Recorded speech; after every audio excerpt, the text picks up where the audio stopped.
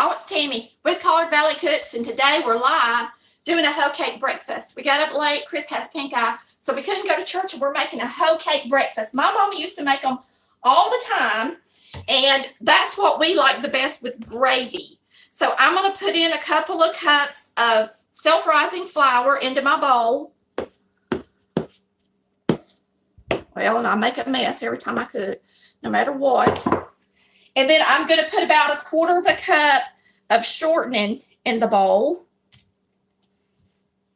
And then I'm going to use my blending fork, and I'm going to incorporate the shortening into the flour. And when you mix it up, you want the pieces to be about pea-size, not T90. Same thing goes for a pie crust. Today on Facebook, you can see a all-day pie marathon on my Facebook page. In case you're interested in making a pie for Thanksgiving, they'll be viewed all day long. I have 42 pie recipes on video, so plenty of entertainment. So we're cutting this shortening into our flour, and you can always add a pinch of soda if you want to. I'm gonna grab the soda. Now I've actually got a hoe cake in the oven already, so that y'all definitely will see one coming out. I made a small one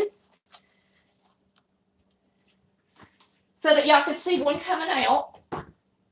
Now all we have to do, mix that up and add buttermilk. Now when you mix up a hoe cake, you do it pretty wet, almost like you're doing cornbread.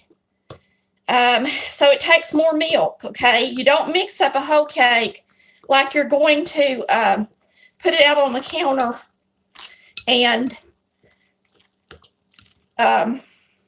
roll it or cut out biscuits, okay? So what you're doing is you're getting it pretty doggone wet, almost like spoon biscuits, but just a tad wetter, okay? I still haven't made spoon biscuits for y'all, but if you wanted to make a spoon biscuit, all you do is do the same thing, but it wouldn't be quite this wet, but really, really close. And you would just spoon them out on a pan and cook them at 450 degrees. Now, that's all there is to it. See how easy that is for Mama to make, or Daddy to make, or Granddaddy to make? Look, we got us an Iron Skillet. I used Crisco. I'm going to grease it good. So really, all this is a really, really big biscuit. Okay, and we're going to get this into the pan. I'll be right back. I got to wash my hands. And while this is in the oven, we're going to make some gravy and some eggs. Normally, if I'm making gravy, I don't make grits. Okay, we have one or the other. And if you're going to make a hoe cake, it makes sense to make gravy, because they're really good with the gravy, because they come out real light and fluffy. And so they're just wonderful for breakfast with gravy. Okay? We'll spread this out in the pan. I could have put a little bit more in there, really. A little bit more milk, I mean. It's just a big biscuit. Let's get it in the oven. You really can't hardly do it wrong. No, you can't. Yeah, if you can't make a good biscuit, anybody can just about make a hoe cake. This one I want to get just a little bit browner. We're going to leave it in here a couple of more minutes. We're going to put this one in. While we're making the gravy, we'll, maybe that one will be done in time. So we got the oven on 450 degrees. And now we're going to make some gravy real quick while we're cooking that. Well, I kind of wanted y'all to see. I'm going to turn this up just a little bit so it'll brown pretty quick, in case somebody just watches this video just for the hoe cake. Okay, so we're going to press the start button. If you're going to do that, you better put a timer on it, like 2 minutes or something, so you don't forget. Well, it ain't going to be done in 2 minutes. Let's say we'll check it in 5. I just hate hearing that thing beep when I'm on video. Okay, now we're going to make some gravy. We already fried up some bacon. We're going to put it in our little bowl over here on the table. And you can see on the table, I already have out a plate for the whole cake, something for the gravy, and something for the eggs. We got some homemade pear preserves, some homemade blackberry preserves with the full berry in it, and then I've got some strawberry as well. So it's always good to have when you're eating a biscuit. I'm just going to wipe off this real quick, and then we're going to start some gravy.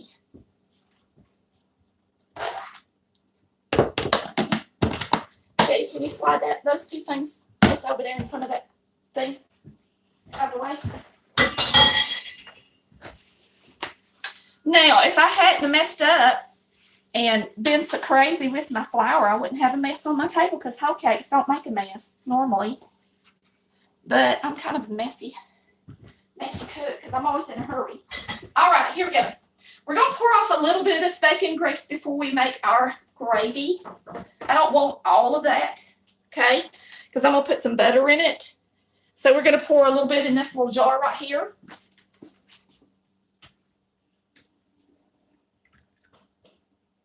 Save enough in there to flavor it. Now let's start it up.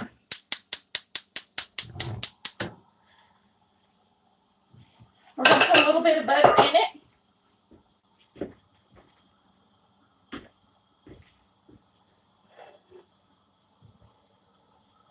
And I may need some more flour before it's over.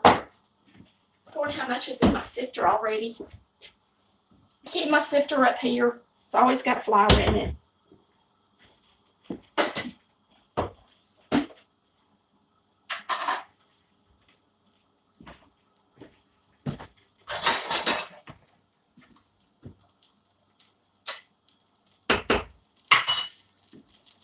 Okay. So let me get my little gravy whisk. Somebody bought me this and I really like it. I've never seen one before.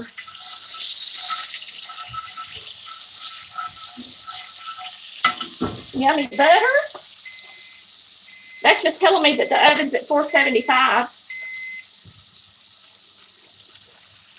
Gonna put in, I always use a sifter to put my flour in, just because it does a good job and it keeps it less lumpy, you know.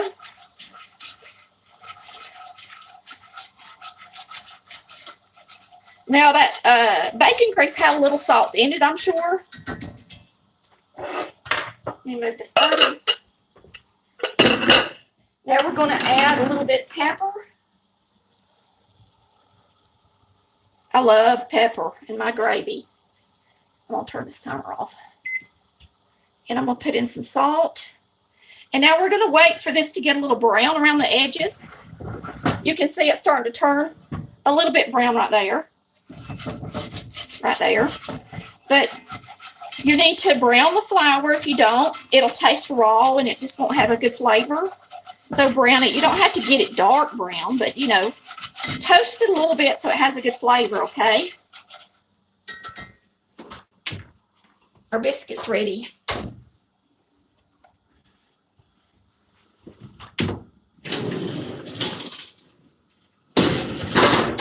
Okay, I'm going to flip that out in 2 seconds, but we're going to do this first. Oh, we got time. Yeah. All right, those of y'all that's waiting on the hoe cake, that's why y'all watch the video, this is it. You take it just like you would cornbread, and you flip it out on a plate.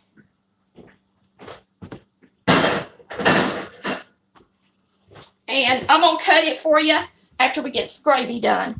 You cut your oven down. Yeah.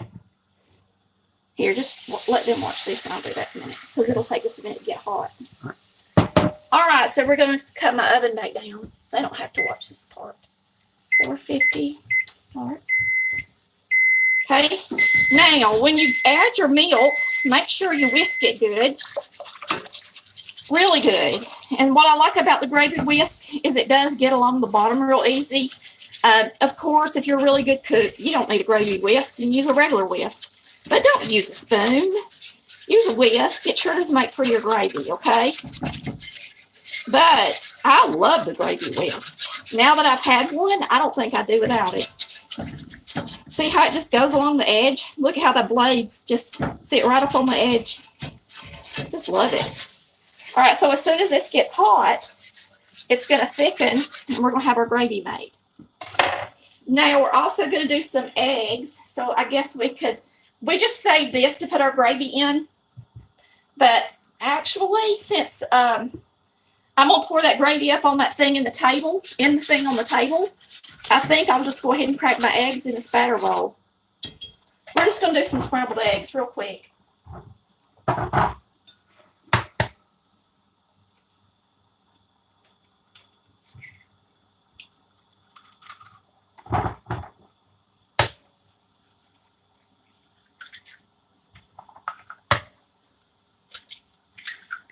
And you'll smell the gravy when it's ready. You mean when the flour starts to brown? Yeah, as soon as you start smelling it, you know it's ready. Before you add the milk, that is. You're not going to smell it while it's cooking. Smell it while it's cooking. I got to get it out of there, don't I? Let me put these eggs ready. Do it a lot at one time. You better get your oh, it's ready. Thing. Looks good, y'all. Looks real good. Let's pour it up. And you can always, if it gets too thick, you can thin it up in your bowl. But if you just use your whisk if you need to do that. Lord, this thing is heavy. I can't really pick it up with my hand. This is one of those 3-inch, show them the skillet. This is one of those 3-inch tall skillets. They're for sale on our website if you go to cookware. They're wonderful, but boy, are they heavy.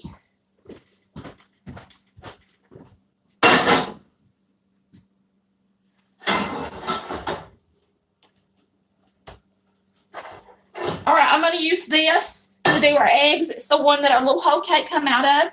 This one right here, you do not want to put a hot iron skillet in cold water. You don't want to run cold water in it. That's what makes them crack up and look bad.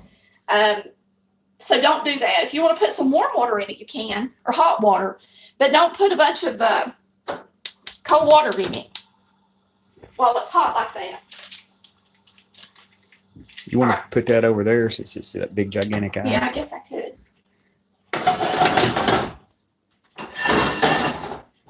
That makes sense, don't it? All right, this is our baby skillet. It'll be fun to do our eggs in. All my skillets are good and seasoned because I've had them for a while. Now, I have a new tall one that I hadn't had in a real long time. That's a lot of butter. But I'm making a good breakfast, so it don't matter.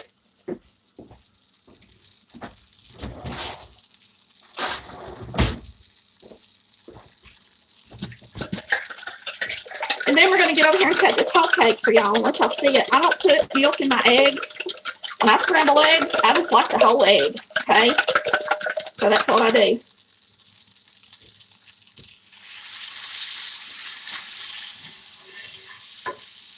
I really don't need quite that much butter. Pour it in here.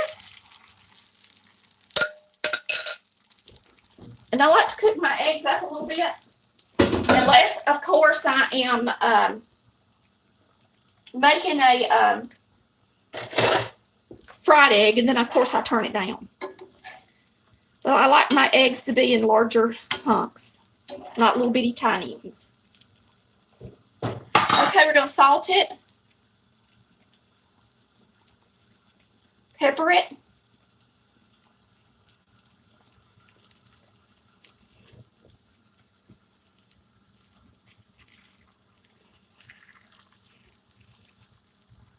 move it around. I let it cook and I just kind of keep moving it out from the edge. And then once they're almost done, I'll flip them a little, okay?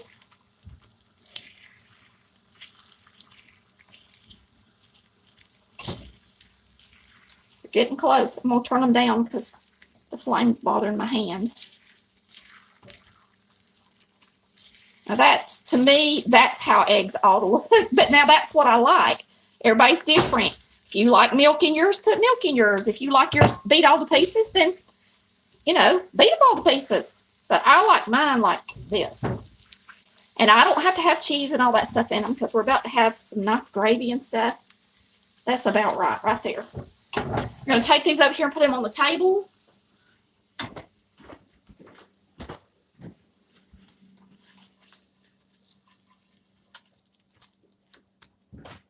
There we go.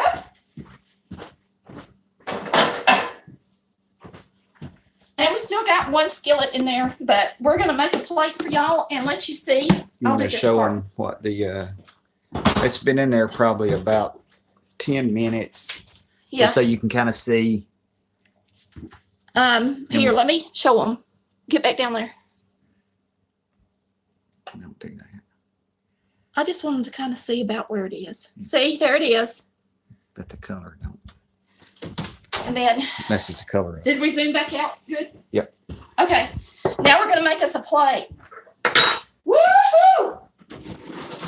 Gotta have a big glass of milk or orange juice. I like sweet tea. Let me get me a couple of spoons for the jellies. I'll show y'all my jellies that I make.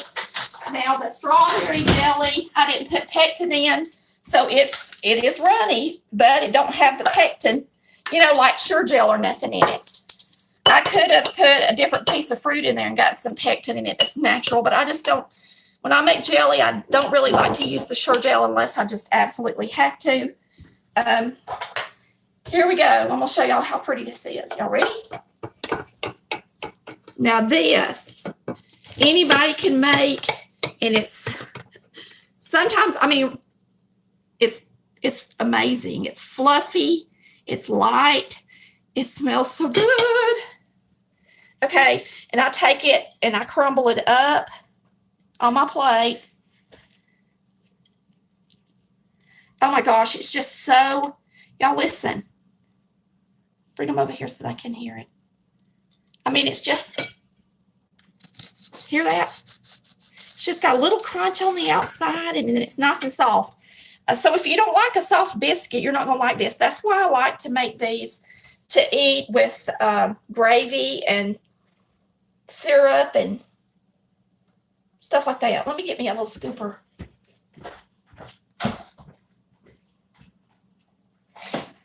And we got about 200 people on. I know a lot of y'all were asking some questions earlier, and it's hard to keep up with her in video and look at your questions. So I know I'll probably miss some. All right, so we're going to put some gravy in this deliciousness. Okay. And this is not the Southern biscuit mix that we use. This just made it homemade with this one. We didn't use the Southern biscuit mix. Right. Get you a couple of pieces of bacon. And now I'm going to show you my jellies. Now, Missy Patty is the girl that sells me my paparazzi jewelry, and she sends us this jelly. My daddy wants a whole case of it. I hadn't told her yet. It is amazing. Okay, she makes pear preserves like Mama used to. I like them. She puts a little butter in them, and she cooks them pretty good. And yummy, they're delicious. When I say pretty good, I mean she gets them done. All right, this is my blackberry jelly, y'all.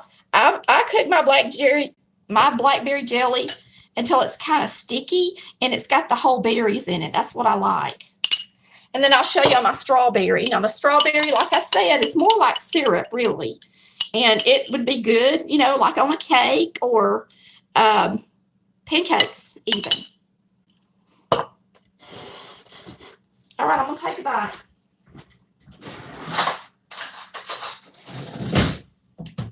I don't have a cup of coffee made, but I'll take a bite anyway for you guys. Okay. Yummy. Thanks for watching, y'all. We're going to have a bite. Chris was sick today, and he didn't get to go to church. He has pink eye. And so I decided I'd make a big breakfast for lunch and let you guys watch.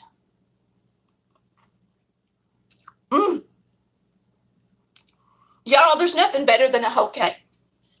Let me quit.